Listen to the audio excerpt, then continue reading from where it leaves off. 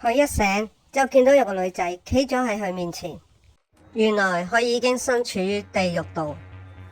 嗰個女仔就係叫死亡，好快佢就一手鏈住佢條頸，就即刻將佢掉咗落去，跟住就同佢講，因為你將死亡視為係一種低級行為，所以你去地獄之前必須要接受咗懲罰，你將會不停咁去死12次，就要你感受一下每次死亡嘅痛苦。然後死亡女仔就行到佢面前，就向住佢開咗一槍，就係咁，佢就跌返落去人間嗰度啦。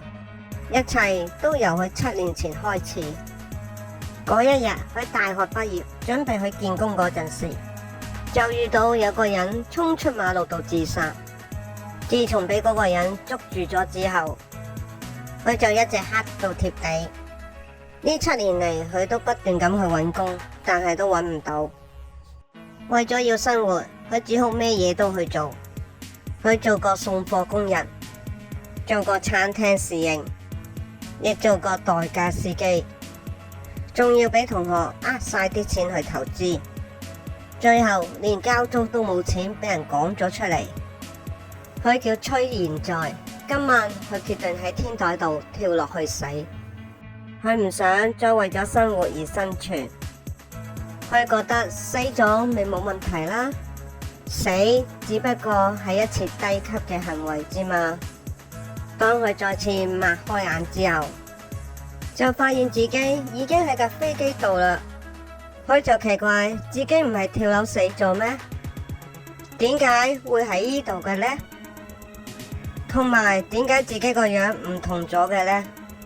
突然佢就見到嗰個叫死亡嘅女仔喺度，仲將佢遺書燒咗，跟住就同佢講，如果你喺呢12次死亡之中，可以有一次係冇死到，咁就可以繼續用嗰個人身體生存落去。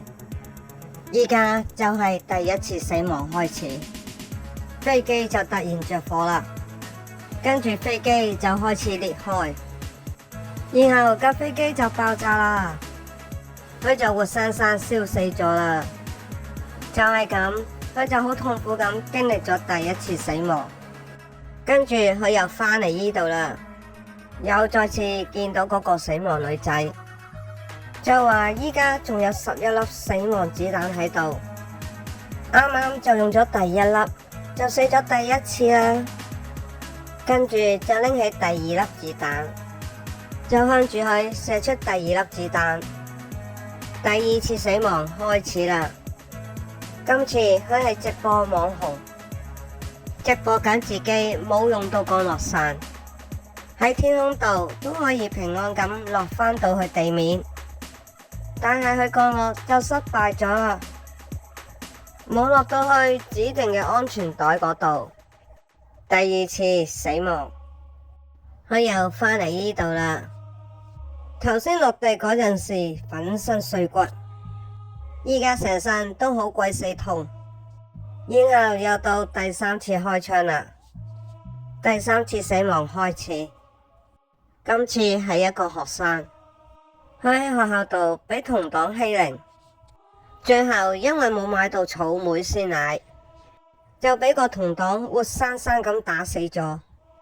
第3次死亡，佢又返咗嚟呢度啦，俾個磚頭不斷咁係咁打落嚟，佢個頭就非常之咁痛。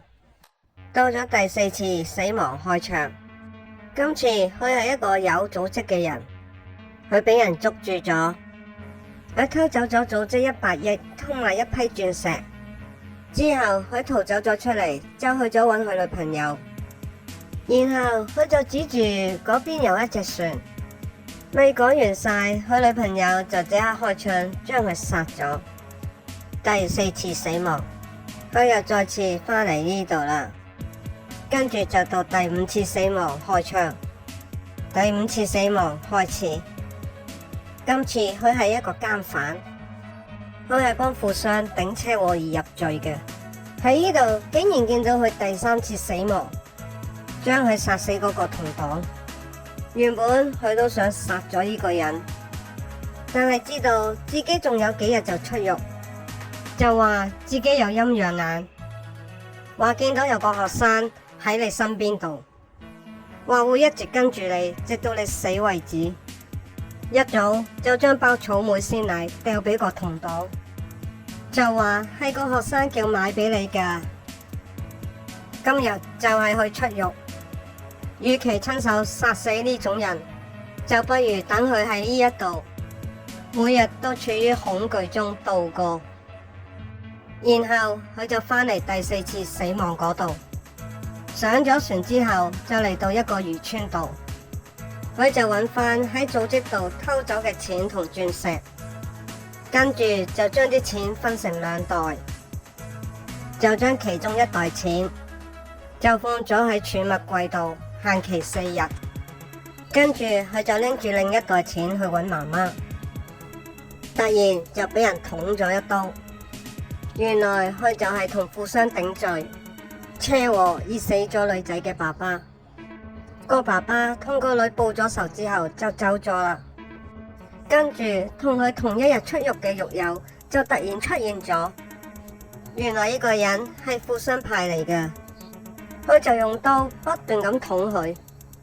第5次死亡，佢又再次返嚟啦，跟住到第6次死亡開槍，到第6次死亡開始。今次佢係一個 BB 嚟啊！